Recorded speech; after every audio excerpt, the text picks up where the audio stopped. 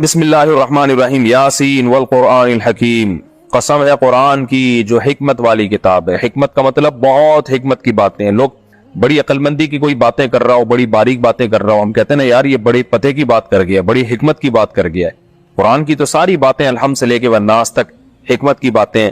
انک لمن المرسلین، اللہ نے قرآن کی قسم اٹھا کے فرمایا کہ بے شک آپ پیغمبروں میں سے ہیں۔ یعنی قرآن خود گواہ ہے، کوئی قرآن پڑھے گا نا اسے اندازہ ہو جائے گا کہ محمد صلی اللہ علیہ وسلم جھوٹے نہیں ہو سکتے۔ جھوٹے لوگ ایسا کلام پیش کر ہی نہیں سکتے، اور ان کی باتوں میں تضاد ہوتا ہے، ان کی باتوں میں مطلب چھپا ہوا ہوتا ہے۔ تو ایسی پاکیزہ تعلیمات کسی جھوٹے کی ہو نہیں سکتی۔ یہ سید الانبیاء صلی اللہ علیہ وسلم جو قرآن پیش کر رہے ہیں یہ اللہ کی طرف سے، اور یہ قرآن خود آپ کے نبی ہونے کی دلیل ہے۔ علی صراط مستقیم، اللہ فرماتے ہیں آپ پیغمبروں میں سے بھی ہیں اور سیدھے راستے پر ہے، کیونکہ صبح و شام آپ کو تانے ہی یہ ملتے تھے کہ آپ سیدھے راستے سے ہٹ گئے ہیں۔ تو اللہ کہہ رہا ہے ایسا نہیں ہے، یہ قرآن گواہ ہے کہ آپ پیغمبروں میں سے بھی ہیں اور آپ سیدھے راستے پر بھی ہیں۔ تنزیل العزیز الرحیم، اور اس کتاب کا نازل کرنا ہے اس زبردست غالب بادشاہ کی طرف سے جو غالب بھی ہے، الرحیم اور بڑا رحم کرنے والا ہے۔ تبھی لوگ اس کا انکار کر رہے ہیں، لیکن فوراً عذاب دیتا نہیں ہے، مہلت دیتا ہے لوگوں کو۔ نازل کرنا کیوں ہے؟ کیوں نازل کیا جی ہم نے اس قرآن کو؟ اس کا ٹاپک کیا ہے؟ ہر کتاب کا ایک ٹاپک ہوتا ہے نا، فزکس کا ایک ٹاپک ہے، کیمسٹری کا ایک ٹاپک ہے، اور ہسٹری کی کتابیں ان کا ایک خاص ٹاپک ہوتا ہے، اخباروں کا ایک الگ ٹاپک ہوتا ہے، ہر تحریر کا کوئی نہ کوئی ٹاپک ہوتا ہے، اس کا مقصد ہوتا ہے۔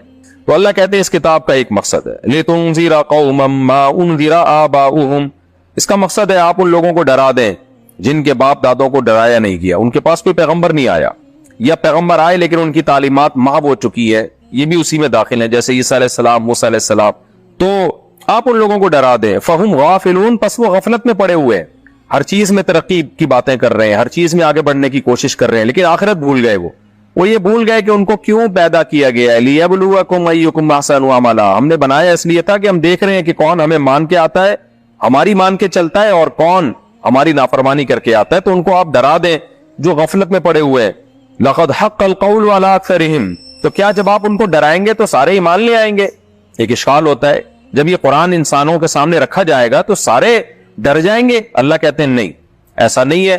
لَقَدْ حَقَّ الْقَوْلُ عَلَىٰ أَكْثَرِهِمْ، سارے نہیں ڈریں گے، سارے اس کو مانیں گے بھی نہیں، بہت سے مان کے فالو بھی نہیں کریں گے۔ تو پھر آپ نے نا امید نہیں ہونا۔ کیوں؟ ان میں سے بہت سو پر اللہ کا قول جو عذاب کا قول ہے وہ ثابت ہو چکا ہے، ان کی ہر دھرمی کی وجہ سے، ان کی ضد کی وجہ سے۔ کچھ لوگ دنیا میں اتنے مست ہو چکے ہیں کہ ان کے دل کالے ہو چکے ہیں برائیاں کر کر کے، حق سمجھنے کی صلاحیت ختم ہو چکی ہے۔ تو اللہ کہتے ہیں ان میں سے اکثر لوگ ایمان نہیں لے کر آئیں گے، فَهُمْ لَا يُؤْمِنُونَ، ان پر اللہ کا عذاب ثابت ہو چکا ہے۔ تو ان کی پرواہ نہیں کرنی ہے، بس آپ نے تبلیغ کا کام کرنا ہے، اور یہ نہیں دیکھنا کہ کون ایمان لا رہا ہے کون نہیں لا رہا، تو وہ نہیں لے کر آئیں گے۔ کیوں؟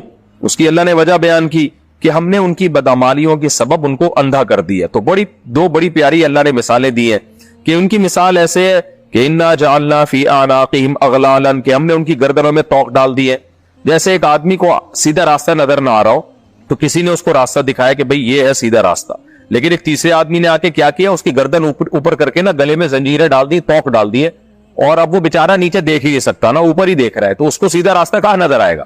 تو اللہ کہتے ہیں ان کی بدعمالیاں ہے جن کی وجہ سے ہم نے ان کی گردنوں میں توق ڈال کے ان کو جکڑ لیا ہے۔ یہ بھی ایک کنایہ ہے، بلاغت ہے، یعنی ایک ماحول میں جکڑے گئے ہیں۔ یہ بت پرستی کا ماحول، سیکولرزم کا ماحول، اور نام نہاد جو لبرلزم ہے ان کا ماحول، خدا کے انکار کا ماحول، مادہ پرستی کا ماحول، یہ آیت قیامت تک آنے والے انسانوں کے لیے جو کلچر سے متاثر ہیں، کہ کلچر کی جو کڑیاں ہیں نا، اور کلچر کی جو توق ہے وہ ان کے گردن میں ہے، وہ ان کو ادھر ادھر دیکھنے ہی نہیں دیتا، وہ ایک خاص سمت میں ان کی گردنوں کو اس نے گھما دیا ہے۔ بہت بلاغت ہے اس آیت میں، خاص سمت میں اس توق نے ان کی گردنوں کو گھما دیا، وہ ادھر ہی دیکھ رہے ہیں، بھائی یہ سیدھا دیکھ ہی نہیں سکتے۔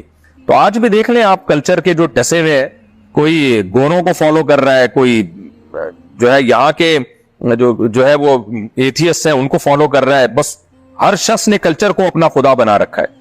تو اللہ کہتے ہیں ان کے گلے میں ہم نے ایسے توق ڈال دیے ہیں، یہ گردنوں کو انہوں نے اٹھا کے رکھا ہوا ہے، سیدھا دیکھنے ہی نہیں دے رہی وہ توق ان کو۔ فَهِيَ إِلَى الْأَذْقَانِ فَهُمْ مُقْمَحُونَ، پس ان کی گردنیں اوپر اٹھی ہوئی ہے۔ وَجَعَلْنَا مِن بَيْنِ أَيْدِيهِمْ سَدًّا وَمِن خَلْفِهِمْ سَدًّا، اور ایک اور اللہ نے مثال دی کہ ہم نے ان کے آگے بھی دیوار کھڑی کر دی ہے، پیچھے بھی دیوار کھڑی کر دی ہے۔ جس کے آگے پیچھے چاروں طرف دیوار ہو اسے کہاں نظر آئے گا؟ وہ تو بس اندھیرے، یعنی حواس باختہ ہو کر کبھی ادھر قدم رکھے گا کبھی ادھر قدم رکھے گا۔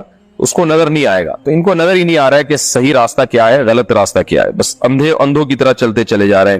فاغشیناہم, پس ہم نے ان کو ڈھانپ لیا ہے, فہم لا یبصرون, اب یہ دیکھ ہی نہیں سکتے ہیں.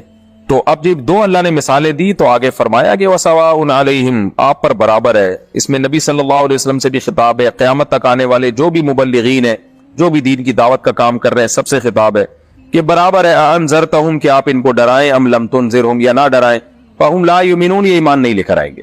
تو کون لوگ ایمان لے کر آئیں گے؟ انما تنذر من اتبع الذکر, ایسے لوگ بھی ہیں جو نصیحت کی اتباع کرتے ہیں, یعنی کرنا چاہتے ہیں. میں نے بار بار بتایا نا کہ قرآن مجید میں بہت دفعہ فعل بول کر ارادہ فعل مراد ہوتا ہے, تو اتباع کہہ کر ارادہ اتباع مراد ہے. یعنی جو اتباع کرنا چاہتے ہیں, جو اس جستجو میں ہے کہ ہمیں کوئی صحیح بات ملے تو ہم اس کو فالو کریں. جس آدمی نے قسم اٹھائی دی ہے کہ بھائی مجھے صحیح غلط سے لینا دینا ہی نہیں ہے. ایک آدمی کسی شخص کے پاس جا کے کہتا ہے نا کہ تو نے فلاں سے قرضہ لیا تھا, تو بھول گیا ہے, تو واپس کرنا.